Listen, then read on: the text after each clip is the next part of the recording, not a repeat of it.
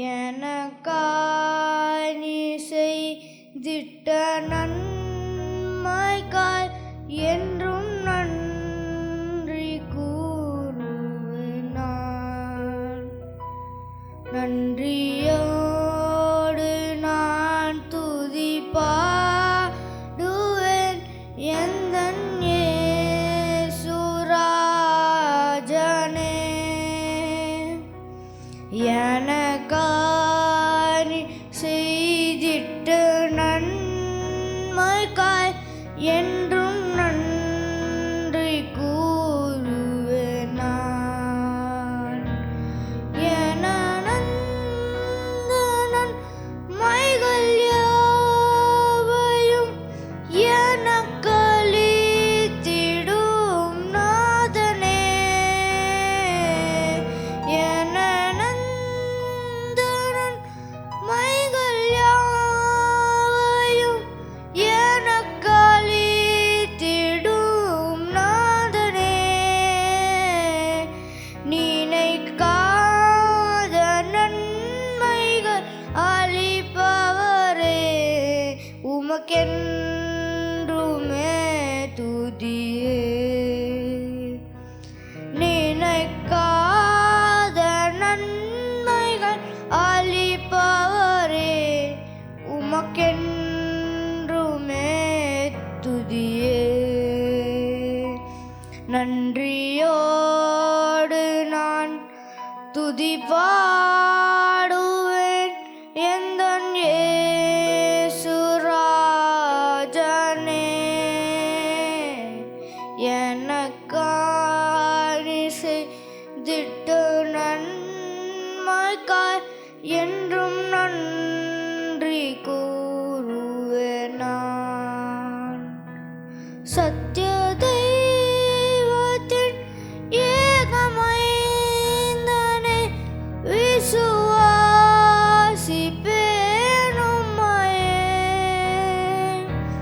சத்திய தெய்வத்தின் ஏகமைந்தனே,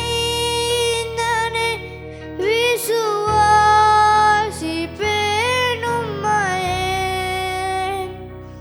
வரும் காலம் முழுவதும் உம் கிருபை வரங்கள் பொழிந்திடுமே. வரும் காலம் முழுவதும் உம் கிருபை வரங்கள் பொழிந்திடுமே. நன்றியோடு நான் துதி பாடுவேன் எந்தன் இயேசு ராஜனே.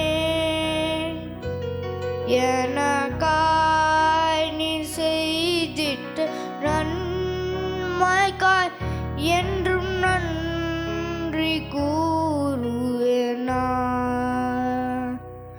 எனக்காய் நீ செய்திட்ட நன்மைக்காய் என்றும் நன்றி கூறுவேன் நான். ஆமென். நேற்றும் இன்றும் என்றும் மாறாதே எங்கள் பரலோகத்தின் வல்லமுள்ள ஆண்டவரே, இந்த பரிசுத்தமான தெய்வீக ஆராதனை வேளைக்காய் நாங்கள் உமக்கு ஸ்தோத்திரங்களையும் துதிகளையும் நாங்கள் ஏறெடுக்கிறோம். காலை முதல் இம்மட்டுமாக ஆண்டுடைய பிரசன்னம் எங்கள் மத்தியிலே கடந்து வந்து நடைபெற்ற ஓய்வு நாள் பள்ளிக்கூட நிகழ்ச்சிகளின் மூலமாக ஆண்டவருடைய நாமம் மகிமைப்பட்டதற்காக நாங்கள் ஸ்தோத்திரங்களை ஏறெடுக்கிறோம் ராஜா. அன்புள்ள ஆண்டவரே, ஓய்வு நாள் பள்ளிக்கூட பாடத்தின் மூலமாக உம்முடைய பாதத்தில் நாங்கள் நல்ல மாணக்கர்களாக நாங்கள் எப்படி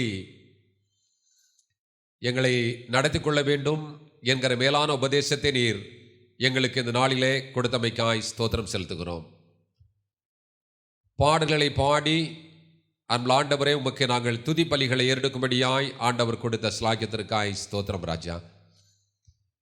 அன்புள்ள ஆண்டவர் தாமே எங்களுடைய சரீரத்தை நாங்கள் எப்படி பேணி பாதுகாத்து கொள்ள வேண்டும், இந்த கொடிய காலத்தில் நாங்கள் எப்படி நாங்கள் எங்களை நடத்த வேண்டும், இந்த கொரோனா தொற்றுவிற்கு நாங்கள் எப்படி தப்பித்துக்கொள்ள வேண்டும் என்கிற வழிமுறைகளை என் ஆண்டவர் நீர் உம்முடைய மகள் மூலமாக கொடுத்ததன் மூலமாக அந்த செய்திகளுக்காக நாங்கள் ஸ்தோத்திரங்களை நாங்கள் எடுக்கிறோம்.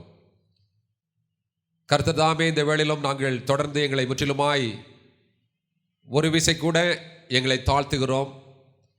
ஞானத்தினாலும் உம்முடைய உபதேசத்தினாலும் உம்முடைய அறிவினாலும் நீர் எங்களை நிரப்ப வேண்டுமாய் கெஞ்சி மன்றாடுகிறோம். இந்த வேளையிலும் அன்பு ஆண்டவரே, பலவீனமாய் இருக்கிற பிள்ளைகளை நாங்கள் உம்முடைய சமூகத்திலே நாங்கள் உம்முடைய பாதத்திலே கொண்டு வருகிறோம்.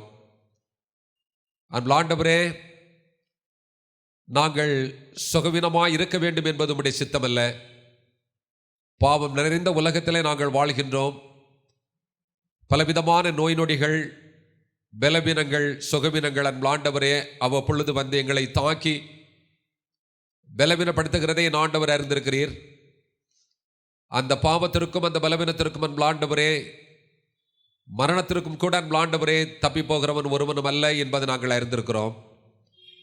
அந்த வரிசையில் எங்களுக்கு பிரியமான சகோதரர்களையும் சகோதரிகளையும் உம்முடைய சமூகத்திலே கொண்டு வருகிறோம். விசேஷமாக எங்களுக்கு பிரியமான சகோதரன் முருகேசன் அவர்களே என் ஆண்டவரே உம்முடைய பாதத்தில் நாங்கள் வைக்கிறோம்.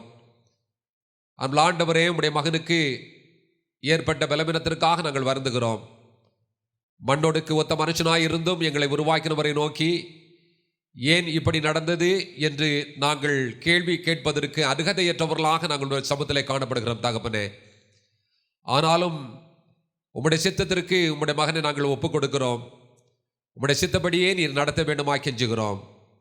அந்த ஏழை குடும்பத்தை அன்பு ஆண்டவர் நீர் கண்ணோக்கி பார்த்து, கர்த்தாவே நீர் பிள்ளைகளுக்கு நீர் கருணை கூர்ந்து செயலிழந்த கால்கள் அன்பு ஆண்டவரை கரங்களை என் ஆண்டவர் பலப்படுத்த வேண்டுமாய் கெஞ்சி மன்றாடுகிறோம்.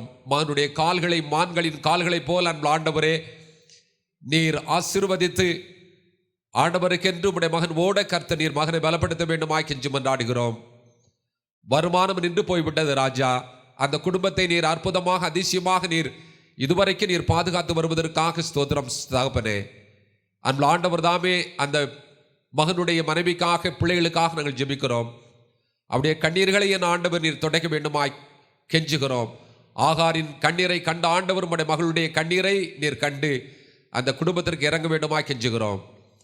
அன்பு ஆண்டவரே உம்முடைய பரலோகத்திற்கென்று பிள்ளைகளை ஆயத்தப்படுத்துங்க. அருமையான ஊழியக்காரிக்காய் ஜெபிக்கிறோம். அன்பு ஆண்டவரே திருமதி இயேசுடியாள் பால்ராஜ் ஐசியா அவர்களுக்காக ஜெபிக்கிறோம். வியாதியின் படுக்கையிலே இருக்கிற அந்த மகளை ஆண்டவர் நீர் குணப்படுத்த வேண்டுமாய் கெஞ்சி மன்றாடுகிறோம். உம்முடைய ஆணிகள் பாய்ந்த கரம் அந்த மகளை தொட வேண்டுமாய் கெஞ்சி மன்றாடுகிறோம். உம்முடைய சித்தத்தின்படியே மகளை நடத்துங்க. அன்பான போதகர் உம்முடைய கரத்திலே கொடுக்கிறோம். பிள்ளைகளை நாங்கள் உம்முடைய சமூகத்தில் கொண்டு வருகிறோம். அவர்களை ஆறுதல் படுத்தி நம்பிக்கை நீர் கட்டளையிட வேண்டுமாய் கெஞ்சி மன்றாடுகிறோம். அன்பான சகோதரர் சுரேஷ்காக அவருடைய பலவீனத்திற்காக நாங்கள் வருந்துகிறோம். அன்பு ஆண்டவர் இந்த குடும்பத்தை உம்முடைய சமூகத்தில் கொண்டு வருகிறோம். ஆசீர்வதிங்க, பரிபூர்ண சுகத்தை கட்டளையிட வேண்டுமாய் கெஞ்சி மன்றாடுகிறோம். இந்த வேளையிலும் கூட கர்த்தருடைய வார்த்தைக்காக நாங்கள் காத்திருக்கிறோம். அன்பு ஆண்டவர் இந்த வார்த்தைகளை ஆசீர்வதித்து தர வேண்டுமாய் கெஞ்சி மன்றாடுகிறோம். வந்திருக்கிற யாவரையும் விசுவாச பிள்ளைகள், விசுவாச குடும்பங்கள் ஒவ்வொருவரையும் உடைய கருத்தில் வைக்கிறோம். ஆசீர்வதிக தகப்பனே, அவருடைய பாடுகள், கஷ்டங்கள், வியாகுலங்கள் எல்லாவற்றையும் ஆண்டவர் நீக்கி போட்டு உம்முடைய சமாதானத்தினால் நிரப்பி பிள்ளைகளை காத்துக்கொள்ள வேண்டுமாய் கெஞ்சி மன்றாடுகிறோம். உம்முடைய குமாரனாகிய இயேசு கிறிஸ்துவினுடைய வருகை சீக்கிரமாய் இருக்க போகிறது என்பதை எங்களை சுற்றிலும் நடைபெறுகிற இந்த தீர்க்க தரிசன நிறைவேறுதலை நாங்கள் பார்க்கும் பொழுது, இதோ உம்முடைய குமாரன் வாசல் படியிலே வந்து நின்று கதவை தட்டி கொண்டிருக்கிறார். நாங்கள் அன்பு ஆண்டவரை ஆயத்தப்பட்டு அவரோடு கூட இந்த பரலோக கானானுக்குள் பிரவேசிக்கும்படியான பாக்கியத்தை எங்கள் ஒவ்வொருவருக்கும் தந்து வழிநடத்த வேண்டுமாய் கெஞ்சுகிறோம். இந்த திருச்சபையினுடைய போதகனுக்காக நாங்கள் விசேஷமாக ஜெபிக்கிறோம். அந்த மகனைவனுடைய குடும்பத்தையும் ஊழியத்தையும் ஆசீர்வதிக்க வேண்டுமாய் கெஞ்சி முன்னாடுகிறோம். எல்லா துதிக்கான மகிமையும் உமக்கே செலுத்துகிறோம். இயேசு நாமத்தில் ஜெபிக்கிறோம் நல்ல பிதாவே, ஆமென், ஆமென். கர்த்தருக்கு ஸ்தோத்திரம். அனைவரையும் மறுபடியுமாக இயேசு நாமத்தில் வரவேற்கின்றேன். கிப்சன் அந்த பாடலுக்காக ரொம்ப நன்றி ஐயா. God bless you and use you. ஆச்சரியமாக தேவன் அவருடைய பிள்ளைகளை எகிப்து தேசத்திலிருந்து விடுவித்தார் என்று நாம் வாசிக்கின்றோம்.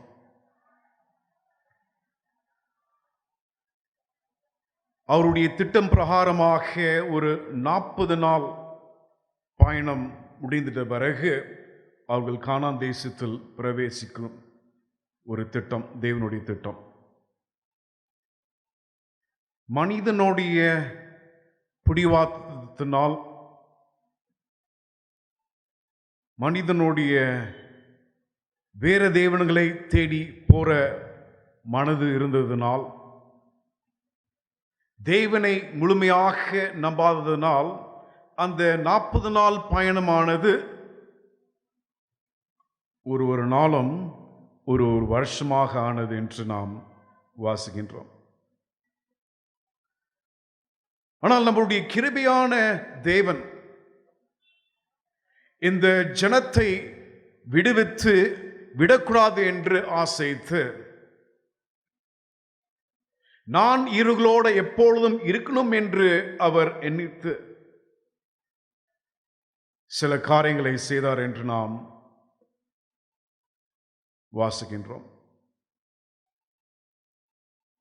அவங்க புறப்பட்டு 3வது மாசத்தில், 3rd நியூ மூன் என்று நாம் வாசிக்கின்றோம். அந்த குறிக்கப்பட்ட நாளில் மோசேயானவர் 40 நாள் அந்த சீனாயின் மலையின் மேல் தேவனோடு இருந்தார் என்று நாம் 25வது அதிகாரத்தில் வாசிக்கின்றோம். எக்ஸோடஸ் 25. அந்த 40 நாள் இருந்த சமயத்தில் தேவனான் கர்த்தர் அவருடைய சித்தத்தை, அன்பை எப்படி வெளிப்படுத்தினார் என்று பார்க்கும்போது 10 கற்பனையை கொடுத்தார். இந்த மக்களை நான் விடாமல் அவர்களை என்னுடைய அன்புக்குள், சித்தத்துக்குள் வைத்துக் கொள்ளணும் என்று அந்த 10 கற்பனையை கொடுத்தார். சரி, ஒரு கேள்வி, அதோட சேர்ந்து இந்த 40 நாள்ல என்ன கொடுத்தாருன்ட்டு ஞாபகம் இருக்கா அவங்களுக்கு? 10 கற்பனை. ஆமா, 10 கற்பனை கொடுத்தார். அதுக்கும் மேலாக எதுவும் கொடுத்தாருங்களா? எப்படிங்க? சாப்பாடு ஞாபகம் வந்துடுச்சுங்களா? அதுதான் 1 மாசம் வெளியே வந்து 1 மாசத்துல மண்ணை கொடுக்க ஆரம்பிச்சிட்டார் இல்லைங்களா? இது 3வது மாசத்துல அந்த 40 நாள் மோசே மேல இருக்க சமயத்துல 10 கற்பனையும் அந்த கூடாரத்தை எவ்விதமாக கட்டணும்னு சொல்லிட்டு, அந்த கூடாரத்தில் என்னென்ன இருக்க வேண்டும், அந்த கூடாரம் எவ்வளவு பெருசாக இருக்க வேண்டும், அந்த கூடாரம் எதுக்காக இருக்க வேண்டும் என்று அழகாக நியமித்து கொடுத்தார் என்று நாம் வாசிக்கின்றோம். வாசிங்க, எக்ஸோடஸ் 25வது அதிகாரம் 9வது வசனத்தை வாசிங்க.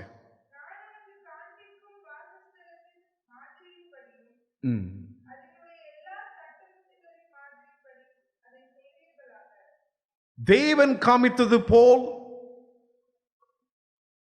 வடிவம், அளவு, பொருள் பரலோகத்தில் இருக்கிற ஆலயத்தின் பிரகாரமாக நீ ஒரு கூடாரத்தை கட்டு என்று கர்த்தராகிய இயேசு கிறிஸ்து மோசேக்கு அந்த 40 நாளில் சொன்னார். கட்டளைகளை கொடுத்துட்ட பிறகு இந்த கூடாரம் 3 பகுதியாக இருக்குது என்று உங்களுக்கு நன்றாக தெரியும். அந்த கோட்டியாடு என்று சொல்ற இடம் பலிபீடம் இருந்தது. அது எவ்வளவு பெரிய இடம் என்று பார்க்கும்போது 66 அடி நீளமும் 33 அடி அகலமாக இருந்தது. அதே போல பரிசுத்த இடமும் மகா பரிசுத்த இடமும் அதே அளவுதான், 66 அடி 33 அடி அந்த நீளமும் அகலமாக இருந்தது. தேவனாக கிறிஸ்து இந்த கூடாரத்தை கட்ட என்று சொல்லிட்ட பிறகு அது எதுக்காக கட்ட வேண்டும் என்று அதே அதிகாரத்தில் 8வது வசனத்தில் சொல்றதை நாம் பார்க்கின்றோம். வாசிங்க.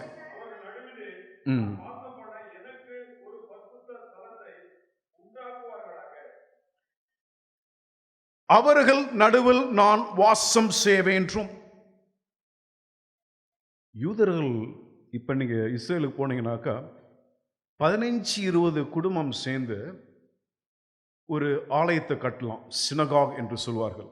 இந்த சினகாக் ஐடியா எப்போ வந்துச்சுனாக்கா, அந்த பாபிலோன் தேசத்தில் இருக்கும்போது ஒரே ஆலயம் தேசத்துக்கு, இஸ்ரேல் தேசத்துக்கு, உலகம் முழுவதும் இருக்கிற யூதர்கள் ஆலயத்தில் வந்து ஒரு தடவை நாச்சும் வந்து தொழுது கொள்வார்கள். ஆனால் அந்த ஆலயமானது அழிந்து அது இப்பொழுது தரமட்ட தனத்தில் அசுத்தமாக டெசிக்ரேட்டட் சாங்சுரியாக காணப்படுது. அந்த சமயத்தில் தான் அவர்கள் அங்கே இருக்கும்போது படிச்சுக்கிட்ட காரியம், ஏன் ஒருவேளை அங்கே இருக்கும்போது படித்தாங்கன்னாக்கா, பாபிலோனில் அந்த அந்த பட்டணத்தில் மாத்திரம் 53 பெரிய பெரிய ஆலயங்கள் இருந்ததும், ஒரு தேவருக்கு ஒரு ஆலயம். ஒருவேளை அதை பார்த்து இது மாதிரியாக நாமும் கட்டலாம்னு யோசித்தாங்களா என்னன்னு தெரியாது. ஆனால் இந்த ஒரு கூடாரத்திலிருந்து பல ஆலயங்கள் வந்ததை நாம் பார்க்கின்றோம். எதுக்காக கட்டப்பட்டது என்று வேதம் சொல்கிறது என்றால், தேவன் அவருடைய ஜனத்தின் மத்தியில் இருக்கணும் என்று ஆசைத்து, பிதாவானவர் உடைய வாஞ்சை என்னென்றால் அவருடைய ஜனத்தின் மத்தியில் இருக்க வேண்டும். கிறிஸ்துவோடைய வாஞ்சை என்ன என்று பார்க்கும்போது அவர்கள் போல் இருக்க வேண்டும் நித்தியத்துக்கு. டிசைர் ஆஃப் ஏஜஸ் அந்த புத்தகத்தை வாசிக்கும் போது அடிக்கு ஒரு வாட்டி ஒரு சென்டென்ஸ் வாசிப்போம், டிவினிட்டி ஃபிளாஷ் த்ரூ ஹியூமனிட்டி.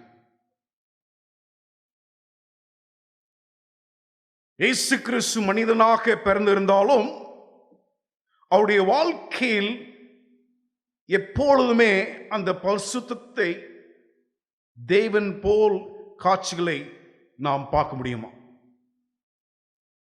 அதே புத்தகத்தில் அம்மையார் சொல்றாங்க, இயேசு கிறிஸ்து நம்ம போல் ஆனது ஒரு காலகட்டத்துக்கு இல்லை, நித்தியத்துக்கு. இயேசு கிறிஸ்துடைய வாஞ்சை என்னன்னாக்கா, நம்ம போல் நம்மளோட இருக்க வேண்டும். பரிசுத்த ஆவியின் வாஞ்சை, அவருடைய ஊழியம் என்ன என்று பார்க்கும்போது நம்மளோட நமக்கு உள்ளார இருக்க வேண்டும் என்று. God amongst us, God with us, God in us. நீங்க அற்புதமாக இந்த காரியத்தை வேதத்தில் பார்க்க முடிகிறது. தேவனுடைய ஆலயம், கூடாரம் எப்பேற்பட்ட கூடாரம் என்று நாம் வாசிக்கும் போது, தேவன் இருக்கிற இடம் பரிசுத்தமான இடம் என்று நாம் பார்க்கின்றோம்.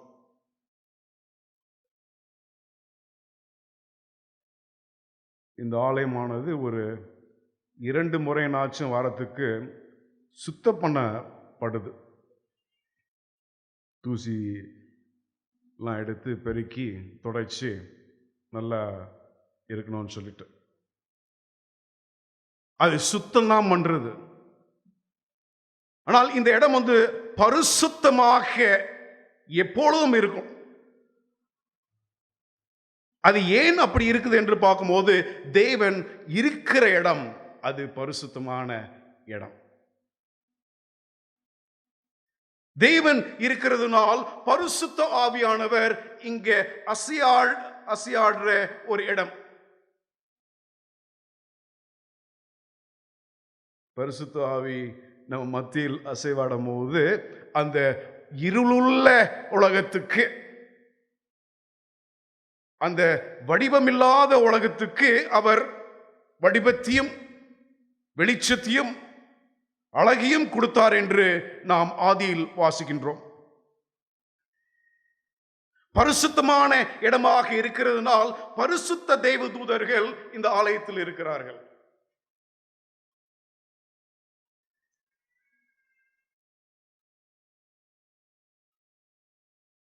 சாலமோன் ராஜா அவ்வளோ பெரிய ஆச்சரியமான ஒரு கட்டடத்தை கட்டிட்டு ஜெபம் பண்ணும்போது புலம்புறாரு, மனிதனால் கட்டின ஆலயத்தில் இடத்துல நீர் இருப்பீரோ இல்லைங்களா?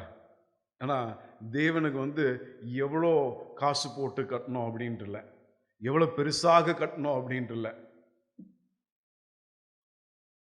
ஒரு கூடாரத்தை கட்டுங்கள், நான் உங்க மத்தியில் இருப்பேன். பிறகு மிஸ்டர் ஜோயல்ட்ட உட்காந்து பேசும்போது அவர் சொல்லுவார், எந்த கல் எங்கே இருக்குது அப்படின்னு சொல்லிட்டு. இந்த கன்ஸ்ட்ரக்ஷனை பற்றி அவருக்கு நல்லா தெரியும். கூடாரம் இது எப்பேற்பட்ட கூடாரம் என்று பார்க்கும்போது பரிசுத்தமான கூடாரம். ஒரு தடவை நாம் கட்டி முடித்துட்ட பிறகு தேவன் நீர் இங்கே இருங்கள் என்று நாம் அழைத்துட்ட பிறகு இது பரிசுத்தமான இடம், பரிசுத்த ஆவியானவர் செயல்படுற இடம், பரிசுத்த தேவதூதர்கள் இருக்கிற இடம் என்று உங்களுக்கும் எனக்கும் தினமும் அதை ஞாபகப்பட வேண்டும். சுத்தமான இடம் இல்லை, பரிசுத்தமான இடம்.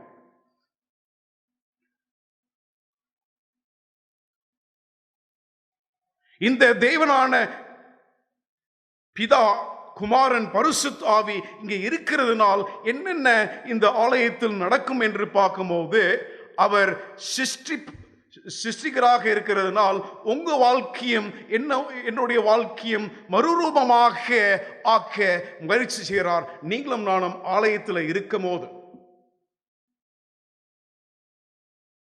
the God who creates recreates. அது எப்போ நடக்கும் அப்படின்னு பார்க்கும்போது, அவருடைய பிரசனத்தில் இருக்கும்போது, அது நம்ம முழங்கால் போட்டு ஒரு மூலையில் இருக்கும் போதும் நடக்கும், ஜெபம் பண்ணிக்கிட்டே அந்த ஸ்கூட்டர் ஓட்டினாலும் நடக்கும், விசேஷமாக அவருடைய ஆலயத்தில் இருக்கும்போது இந்த காரியம் நடக்கும் என்று நாம் வாசிக்கின்றோம். தேவனான கிறிஸ்து இந்த கூடாரத்தில் இருக்கிறதுனால் இது பரிசுத்தமான இது பரிசுத்தமான இடமாக இருக்கிறதுனால், பரிசுத்த ஆவி அசைவாடுகிறதுனால், தேவதூதர்கள் இருக்கிறதுனால் இந்த இடத்தில் வல்லமையான miracles, வல்லமையான காரியங்கள் நடக்கும் என்று நாம் பார்க்கின்றோம்.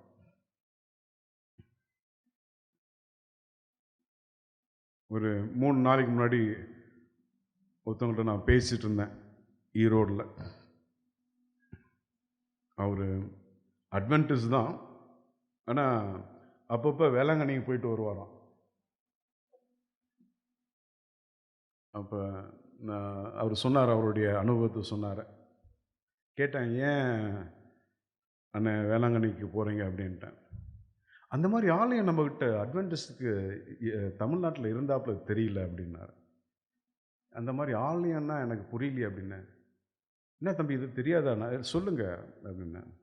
இல்லை, அங்கே மெழுகுவர்த்தி பொருத்தி ஜெபம் பண்ணாக்கா அது ஜெபம் கேட்கப்படுது.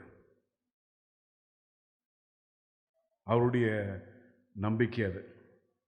ஆனால் வேதத்தில் நாம் பார்க்கின்றோம், இயேசு கிறிஸ்து 40 அற்புதத்தில் 7 அற்புதமானது ஆலயத்தில் செய்தார் என்று,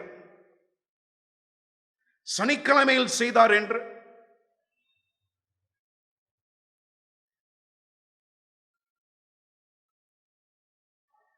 அந்த அம்மா கூண்டு விழுந்தவர்களை அவர் ஆசீர்வதித்து பலப்படுத்தினார். கை வழங்காதவரை ஆசீர்வதித்து அந்த கையை குணமளித்தார்.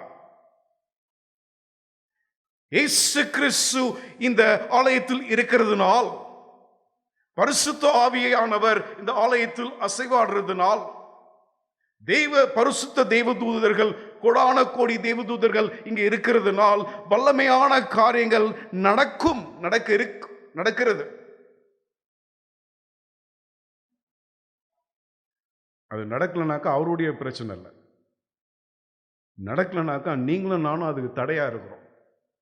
ஏன்னு பார்த்தீங்கன்னா, வேதத்தில் வாசிக்கிறோம் இல்லைங்களா, இயேசு கிறிஸ்து அந்த பட்டணத்தை விட்டு எதுக்காக போனாருன்னு பார்க்கும்போது, அந்த பட்டணத்தில் வல்லமையான காரியம் நடக்கலையாம், அவங்க ஏற்றுக்கொள்ளலையாம். இது ரொம்ப அழகாக மிஸ் பிரேம் சைரஸ் சொன்னாங்க. அது எனக்கு ரொம்ப புது சத்தியமாக இருந்துச்சு. அது வேத பிரகாரமாக தான் இருக்குது. ஆனால் என்ன சொன்னாங்கன்னாக்கா, பரிசுத்த ஆவி சவுலிடம் இருந்து போயிட்ட பிறகும் அவர் ராஜாவாக தான் இருந்தாராம். அவர் அதே தேவனை தொழுதாராம். அந்த தொழுகையை ஏற்றுக்கொள்ள முடியல. உங்களுக்கு எனக்கும் இந்த ஆலயமானது பரிசுத்தம் என்று தெரியும். ஏனென்று பார்க்கும்போது பரிசுத்தமான தேவன் இங்க இருக்கிறார். பரிசுத்த ஆவியானவர் அசைவாடுவார் என்று நாம் வாசிக்கின்றோம். வல்லமையான காரியம் இந்த ஆலயத்தில் நடக்கும் என்று வேதம் சொல்கிறதே. ஏனென்றால் இயேசு கிறிஸ்து இந்த காரியத்தை செய்திருக்கிறாரே. இந்த ஆலயமானது நாம் வரும்போது தேவன் சிருஷ்டிகர், அதனால நம்மளை மறுபடியும் சிருஷ்டிப்பார். தேவன் வல்லமையான தேவன், வல்லமையான காரியத்தை நம்ம மத்தியில் நம்ம தேவ பிரகாரமாக செய்வார். தேவனானவர் இன்னொரு காரியமும் செய்வார், இருக்கிறதை கொடுப்பார். God gives what he has. அவருக்கு என்ன இருக்குதோ. ஆலயத்துக்கு வந்துட்ட பிறகு நீங்க போகும்போது எப்படி போகணும்னாக்கா சமாதானமா போகணும். ஏன்னாக்கா அவர் என்ன சொல்றாரு, my peace I give unto you. என்னுடைய சமாதானத்தை நான் உனக்கு கொடுக்கிறேன். உலக பிரகாரமாக இல்லை. தேவன் என்ன கொடுக்கணும் என்று விரும்புகிறார் அவருடைய பிள்ளைகளுக்கு, இந்த ஆலயத்தில் வந்திருக்கிறவர்கள் என்று பார்க்கும்போது அவருடைய கிருபையை.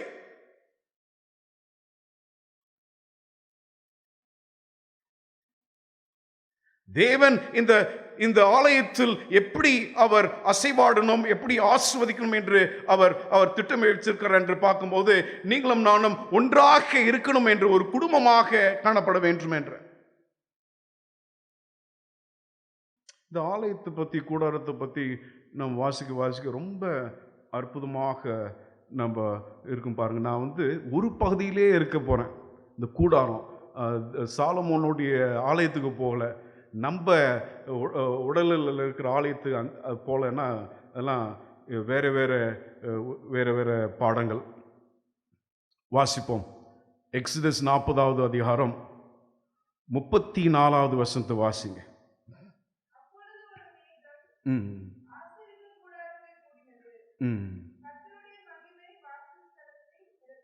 கர்த்தருடைய மகிமை இருக்கிற இடம்,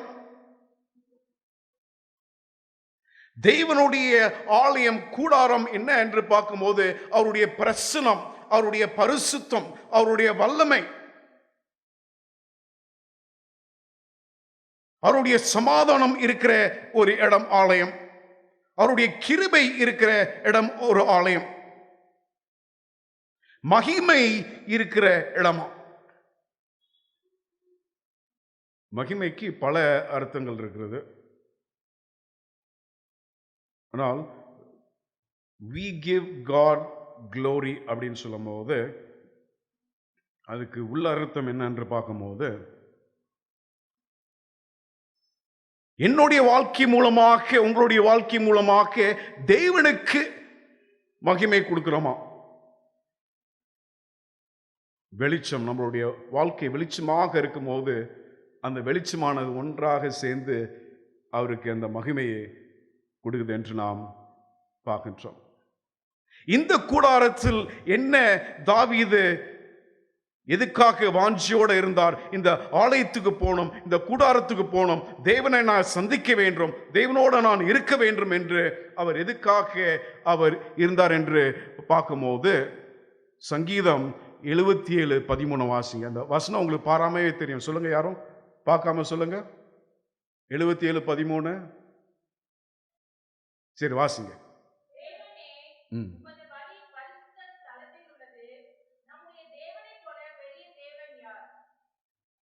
தேவனுடைய வழி பரிசுத்த ஆலயத்தில் இருக்கலாம்.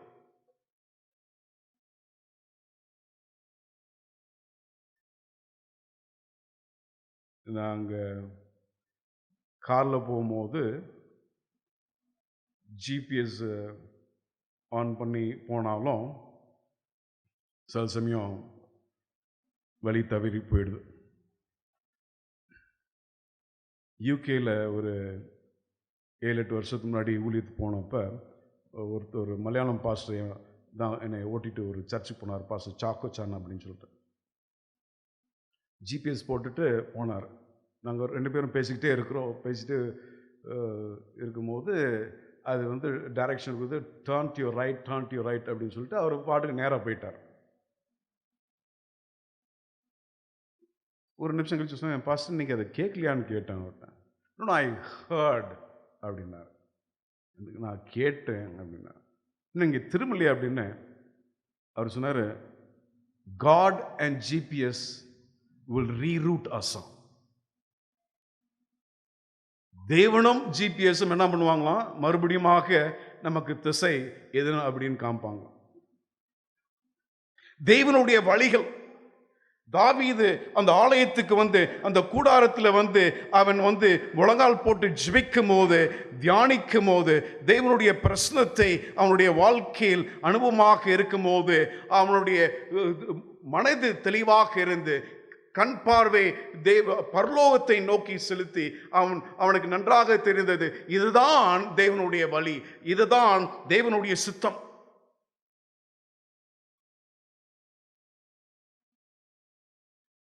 ஆலயத்தில் என்ன ஆரம்பிச்சுன்னு பார்த்தீங்கன்னாக்கா, அந்த வெளியே இருக்கிற இடத்துல இருந்து மகா பரிசுத்த இடம் வரைக்கும் இங்கே இந்த ஆர்க் ஆஃப் த கவனன்ட் இருந்தது. இங்கே அந்த ஆல்டர் ஆஃப் இன்சென்ஸ் இருந்தது.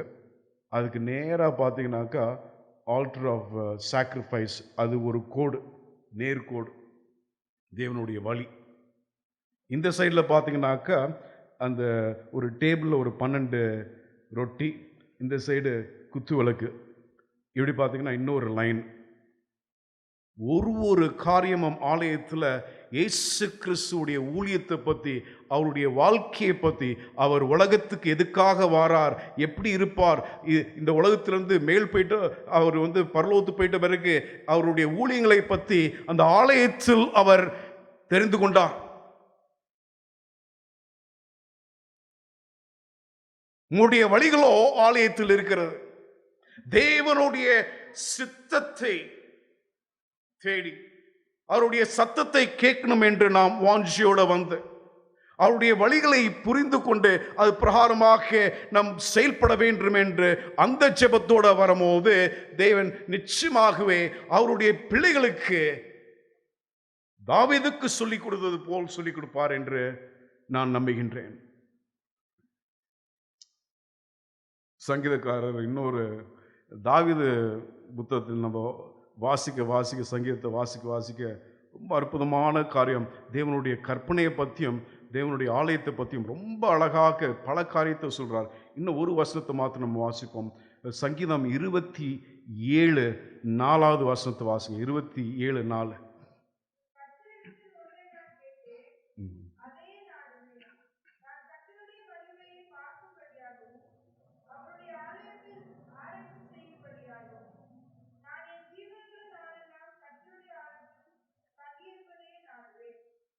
கர்த்தருடைய ஆலயத்தில் எப்பொழுதுமே தங்கியிருப்பாராம். ஒரு ஒரு ஒரு வாரத்துக்கு 2 வாரத்துக்கு முன்னாடி நான் ஒரு சாட்சியை கேட்டேன். நம்ம மேலறையில் தான் ஒரு ரிசப்ஷன் டைமில் ஒரு பாஸ்டர்மா சொன்னாங்க சாட்சியாக. அவங்க கல்யாணத்துக்கு முன்பதாக தினமும் நம்ம சபைக்கு போய் அதிகாலம்பரை 5 மணிக்கு போய் ஜெபம் பண்ணுவாங்களாம். ஏன்னா அந்த சமயத்தில் அவங்க வீடும் சபையும் ரொம்ப பக்கத்தில் இருந்ததுனால் தினமும் அதிகாலையில் தேடுவேன், வாழ்நாள் முழுவதும் தேடுவேன் என்று சங்கீதக்காரர் எதுக்கு சொல்றார் என்று பார்க்கும்போது, he wants to see the beauty of the Lord. தேவனுடைய ஆலயத்தில் அவருடைய அழகை பார்க்க முடியும், தேவன் யார் என்று. தேவன் நம்மளை பார்த்து அழகா நிற்கும் யார் இவர்கள் என்று ரெவலேஷன்ல சொல்றாரு. பரிசுத்தமாக இருக்கிறார்களே, ஆச்சரியமாக வெற்றியை பெற்றுக்கொண்டு அவருடைய அங்கிகளை என்னுடைய இரத்தத்தில் துவைத்து வெற்றியின் நடையை நடந்து கொண்டு வாரார்களே என்று அந்த காட்சியை பார்த்து அவர் ஆச்சரியப்படுறார். ஆனால் ஆலயத்துக்கு நாம் வரும்போது தேவனுடைய மகிமை, தேவனுடைய அழகை பார்த்து தாவீது பூரித்து போறார். பரிசுத்தமான தேவன், வல்லமையான காரியம் செய்கிற தேவன் இந்த ஆலயத்தில் இருக்கிறார். சமாதானத்தை கொடுக்கிற தேவன், அவருடைய கிருபையை இலவசமாக கொடுக்கிற தேவனாக இருக்கிறார் என்று நாம் வாசிக்கின்றோம். மகிமை, இந்த ஆலயத்தில் தேவன் உடைய மகிமை இருக்குது என்று நான் வாசிக்கின்றோம். அவருடைய அழகை பார்க்க முடியும்.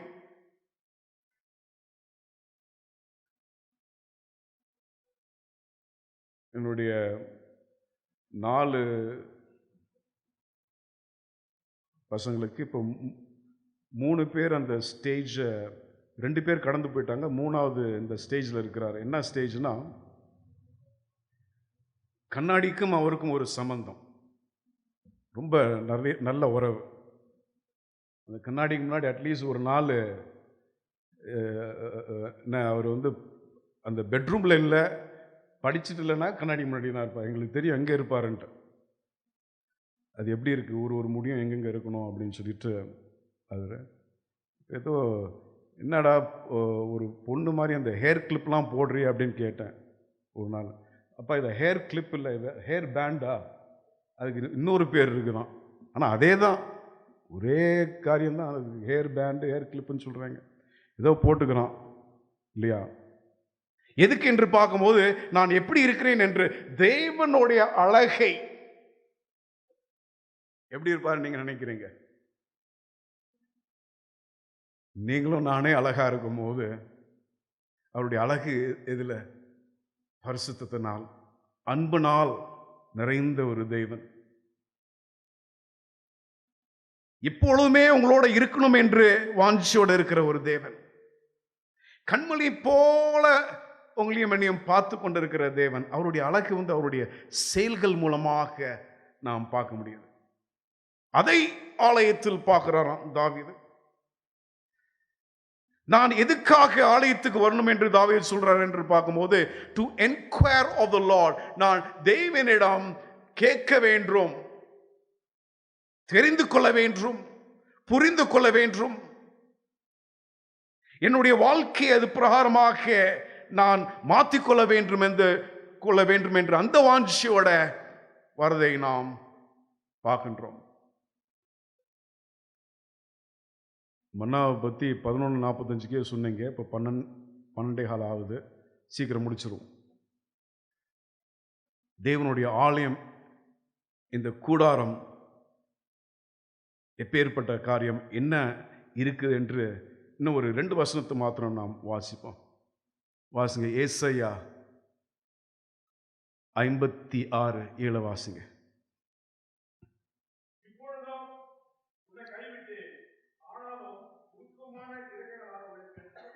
ம் 56:7ங்களா?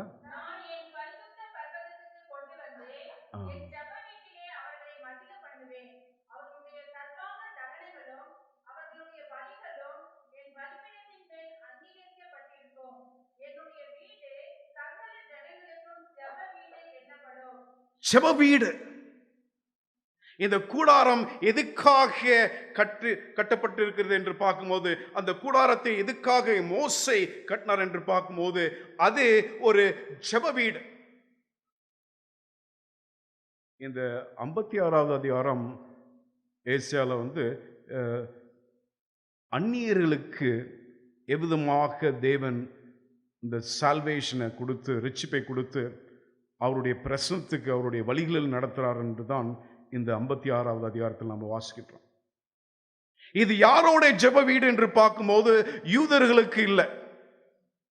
இது யாரோட ஜெப வீடு என்று பார்க்கும்போது அந்நியர்களுக்கு.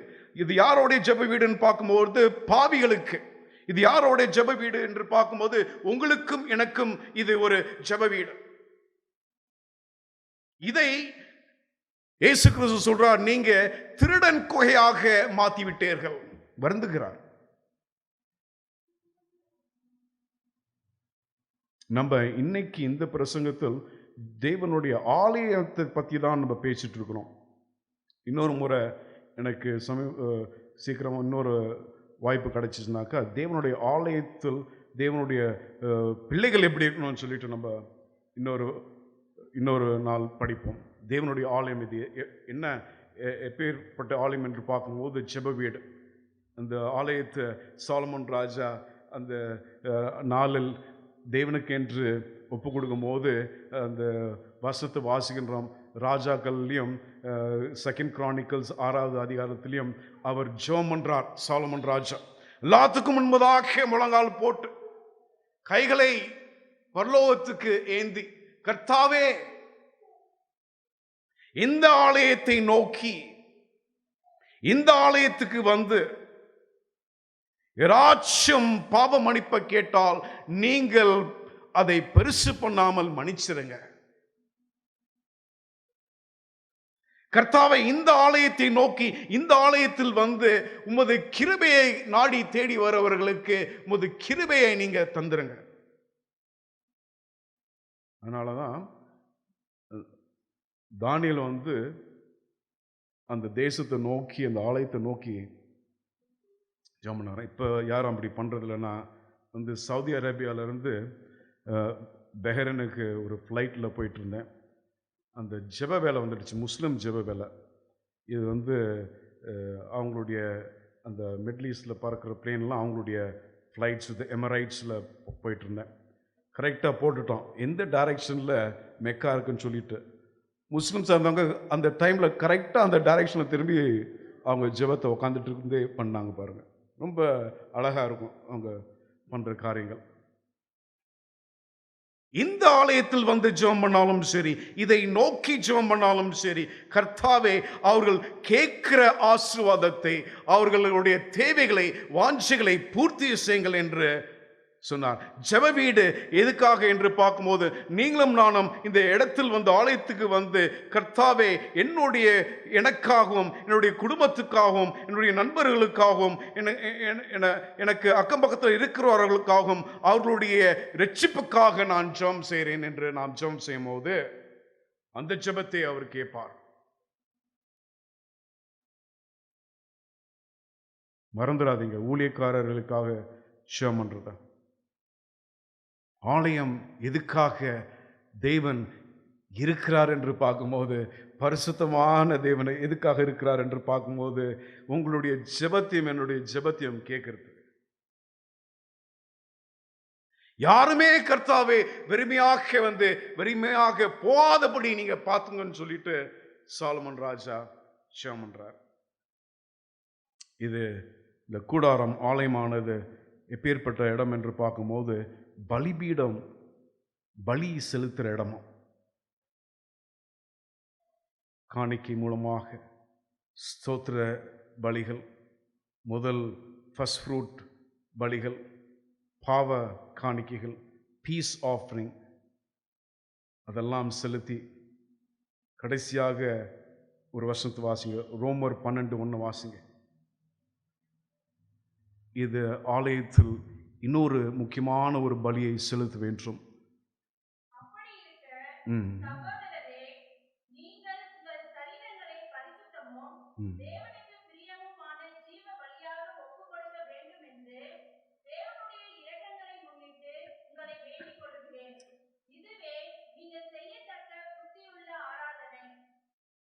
எப்படி ஆராதிக்கணும் என்று பவுல் எழுதும் போது, இந்த பரிசுத்தமான இடத்தில், இந்த கிருபை நிறைந்த இடத்தில், சமாதானம் நிறைந்த ஆலயத்தில் எப்படி நீங்களும் நானும் ஆராதிக்க வேண்டும் என்று பார்க்கும்போது, இந்த காணிக்கையெல்லாம் கொடுத்துட்டு, தசமபாகெல்லாம் கொடுத்துட்டு, நீங்களும் நானும் உங்களையும் என்னையும் முழுமையாக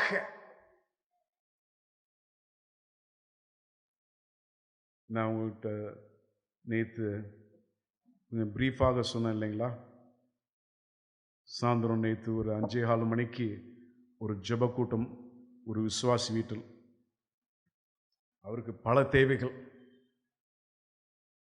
ஆனால் அவருடைய 60 வயசுக்கு தாண்டி இருந்தாலும் அவருடைய ஒரே விண்ணப்பம் என்ன என்றால், பாஸ்டர், நானும் என்னுடைய வீட்டாரும் கர்த்தரையே சேவிக்கணும் என்று ஜெபம் செய்யுங்கள். எனக்கு கொடுக்கிறது ஒன்றும் இல்லை, நல்ல டயபெட்டிக் பாடி. ஆளை பார்த்தீங்கன்னாக்கா நீங்க ரொம்ப நாள் இருக்க மாட்டாருன்னு உங்களுக்கு தெரியும். ஆனால்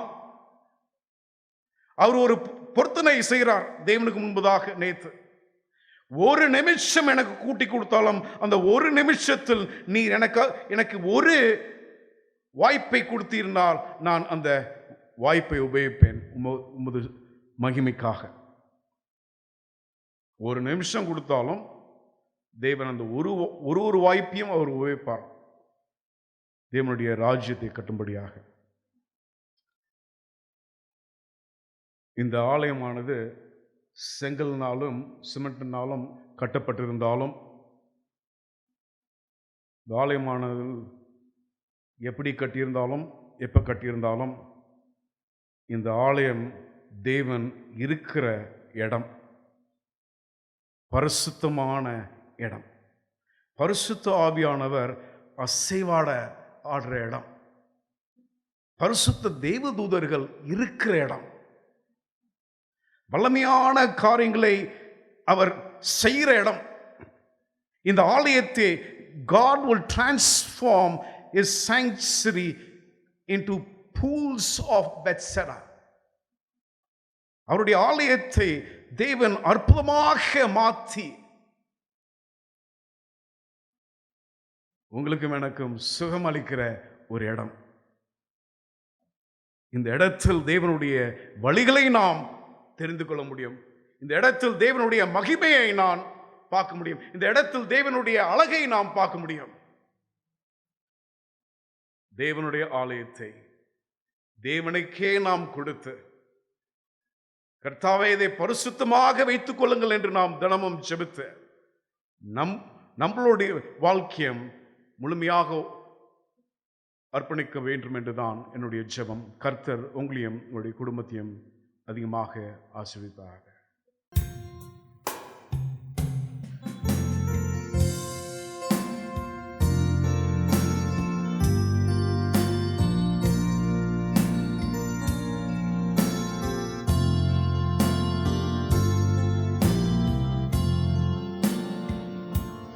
திவ்ய அன்பின் சத்தத்தை ரட்சகா கேட்டு உம்மை யாண்டினே, இன்னும் கேட்டு சேரைய நாண்டவம் அவள் கொண்டிதோ வந்தே,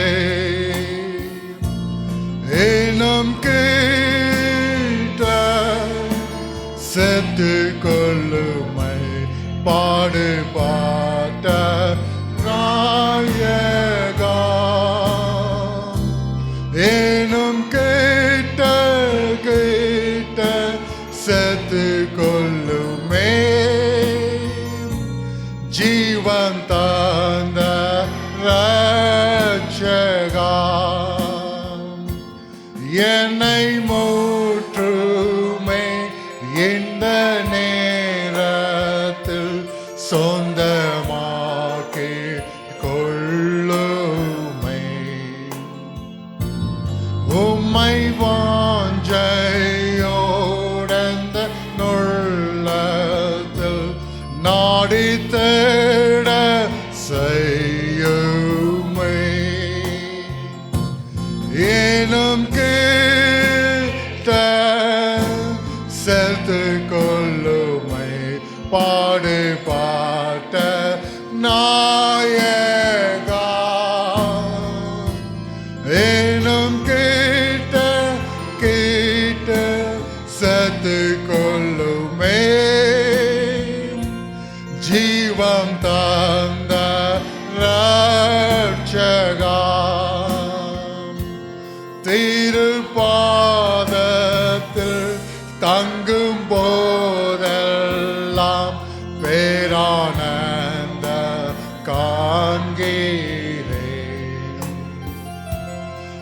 உம்மை நோக்கி வேண்டுத செய்கையில் மை சந்தோஷமாகிறேன்.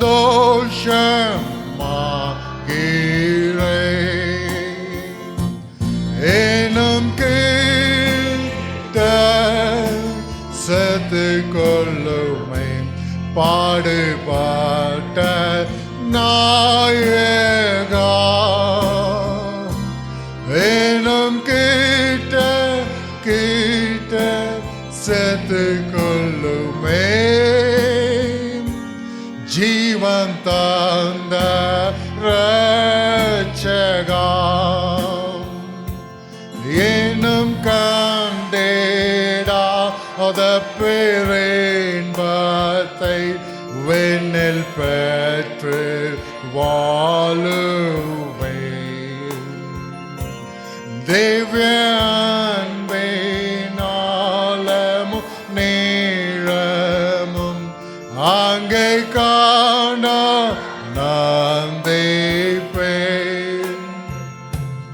எனும் கிட்ட செத்து கொள்ளுமே பாடுபாட்ட நாயகா. எனும் கிட்ட செத்து கொள்ளுமே ஜீவன் தந்த ரட்சகா. யாவரும் கண்களை மூடி கர்த்தரை நோக்கி பார்ப்போம். மகா உன்னதத்தில் வீற்றிருக்கிறதான எங்கள் நல்ல ஆண்டவரே, மகிமின் பிதாவே உமக்கு ஸ்தோத்திரம் ஆண்டவரே. இந்த நாளிலும் சுவாமி மிடத்தில் கிட்டி சேரும்படியாக நாங்கள் ஓடி வந்திருக்கிறோம் ஆண்டவரே. அன்புள்ள ஆண்டவரே, உடைய தேவாலயத்திலே ஆண்டவரே தேவனுடைய மகிமையும் வலியும் காணுகிறபடியாலே உமக்கு ஸ்தோத்திரம் ஆண்டவரே. அன்புள்ள ஆண்டவரே, இந்த உலகத்திலே தோன்றுகிறதான வழிகளெல்லாம் நித்தியமும் அழிவுக்கு எதுவாய் காணப்படுகிற போது ஆண்டவரே தாப்பனே, எங்களுக்கு தாப்பனே நித்திய ஜீவனும் ஆண்டவரே நித்திய ராஜ்யத்தை கொடுக்க வேண்டும் என்பதான உம்முடைய அநாதி திட்டத்துக்காக உமக்கு ஸ்தோத்திரம் ஆண்டவரே. அன்புள்ள ஆண்டவரே, உம்முடைய ஆலயத்தில் வந்தோம், உம்முடைய தொழுது கொண்டோம் ஆண்டவரே தாப்பனே, உம்முடைய வார்த்தை கேட்டோம், அதற்காக உமக்கு ஸ்தோத்திரம் ஆண்டவரே. ஆமாம் ஆண்டவரே, உம்முடைய சபையிலே தாப்பனே, தேவாலயத்திலே தாப்பனே உம்முடைய வழி இருக்கிறபடியாலே ஆண்டவரே இந்த வழியை நாங்கள் அறிந்தவர்களாய் புரிந்தவர்களாய் ஆண்டவரை கடைபிடிக்கிறபடியாய் எங்களை மாற்ற வேண்டும் என்று சொல்லி செபிக்கிறோம் ஆண்டவரே. அன்புள்ள ஆண்டவரே, இந்த நாளிலும் சுவாமி நல்ல ஒரு செய்தியை ஆண்டவரே எங்கள் மத்தியிலே கொண்டு வந்து தேவதாசருக்காய் செபிக்கிறோம். ஆசீர்வதிங்க, வழிநடத்துங்க, இன்னுமாய் அநேக சத்தியங்கள் எங்கள் மத்தியிலே கொண்டு வந்து தர வேண்டும் என்று சொல்லி நாங்கள் செபிக்கிறோம் ஆண்டவரே. அன்புள்ள ஆண்டவரே, இந்த நாளிலும் சுவாமி நம்முடைய சமூகத்தில் நாங்கள் வந்தோம் ஆண்டவரே. இப்போதுமாய் நாங்கள் கடன் செல்ல காத்திருக்கிறோம். தேவரீருடைய கிருபையின் பிரசன்னம் ஆண்டவரே தாப்பனே இந்த வாரத்திலே நடத்தினது போல தாப்பனே வருகிறதான வாரத்திலும் நீர் நடத்த வேண்டும் என்று சொல்லி நாங்கள் விண்ணப்பிக்கிறோம் கர்த்தாவே. அன்புள்ள ஆண்டவரே தாப்பனே, தேவரீர் ஆகிய கர்த்தாவே ஆண்டவரே, வருகிற வாரத்தில் தாப்பனே இன்னொரு பரிசுத்த ஓய்வு நாள் நாங்கள் காணும் வரைக்கும் தாப்பனே நாங்கள் சத்தியத்திலே நடக்கிற பிள்ளைகளாக எங்களை மாற்றுங்க. கற்பனையிலே கடைபிடிச்சு நடக்கிற பிள்ளைகளாக எங்களை மாற்றுங்க. உலகத்தை பார்த்து நாங்கள் எந்த விதத்திலும் தாப்பனே ஆண்டவரே தாப்பனே சோர்ந்து போகாதபடிக்கு ஆண்டவரே எங்களை நடத்துகிற இன்னார் என்று நாங்கள் அறிந்திருக்கிறோம். எங்கள் கரங்களை பிடித்தவர் இன்னார் என்று நாங்கள் அறிந்திருக்கிறோம். அவர் மேல் நாங்கள் விசுவாசம் நம்பிக்கை வைத்தவர்களாய் நாங்கள் நடக்கும்படியாக எங்கள் ஒவ்வொருவரையும் எங்களை பக்குவப்படுத்த வேண்டும் என்று சொல்லி ஜெபிக்கிறோம் ஆண்டவரே. அன்புள்ள ஆண்டவரே, உடைய சமூகத்தில் அன்பின் ஆண்டவரே சுகவீனமாக இருக்கிறதான அருமையான சகோதரர் முருகேஷ்காய் ஜெபிக்கிறோம் ஆண்டவரே தாப்பனே. திருமதி ஏசரிய பால்ராஜுக்காய் ஜெபிக்கிறோம். சகோதரர் சுரேஷ்காய் ஜெபிக்கிறோம் கர்த்தாவே. அவர்களையும் இந்த கரங்களை வைக்கிறோம். நீர் தாமே தொட்டு சுகமாக்க நீர் பெரியவராயிருக்கிறீர் நாங்கள் விசுவாசிக்கிறோம் ஆண்டவரே. எங்கள் விசுவாசம் பூர்ணப்படும்படியாய் கர்த்தாவே ஒரு அற்புதங்களை செய்யும்படி காய்கொடி ஜெபிக்கிறோம் கர்த்தாவே. வருகிற வாரத்திலே தாப்பனே திருமண நாளை காண்கிறதான பிள்ளைகளுக்காய் ஜெபிக்கிறோம். பிறந்த நாளை காண்கிற பிள்ளைகளுக்காய் ஜெபிக்கிறோம் கர்த்தாவே. வருஷங்களையும் நன்மையினால் முடிச்சுட்டுகிற தேவன் ஆண்டவரே அவருடைய வருஷங்களை தாப்பனே ஆசீர்வாதமாய் மாற்றி தர வேண்டும் என்று சொல்லி ஜெபிக்கிறோம். இன்னுமாய் தாப்பனே வரப்போகிற நாட்கள் மிகவும் கொடிய நாட்களாக இருக்கிறபடியாலே தாப்பனே தேவரீராகிய கர்த்தாவே உம்முடைய பாதுகாவல் எங்களுக்கு தேவை ஐயா. ஆண்டவரே நீதாமே எங்களை பாதுகாத்துள்ளுங்க, வழி நடத்துங்க. நன்மைகளை கிறிஸ்துவின் வழியாய் ஜெபிக்கிற ஜெபங்கள் நல்ல பிதாவே, ஆமென். நம்முடைய கர்த்தராகிய இயேசு கிறிஸ்துவினுடைய கிருபையும் பிதாவாகிய தேவனுடைய அன்பும் பரிசுத்த ஆவியானவருடைய அன்யோன்யமும் ஐக்கியமும் சமாதானமும் வழி நடத்துதலும் இன்றும் என்றும் சதா நாட்களிலும் நாம் அனைவரோடு கூட இருப்பதாக. ஆமென்.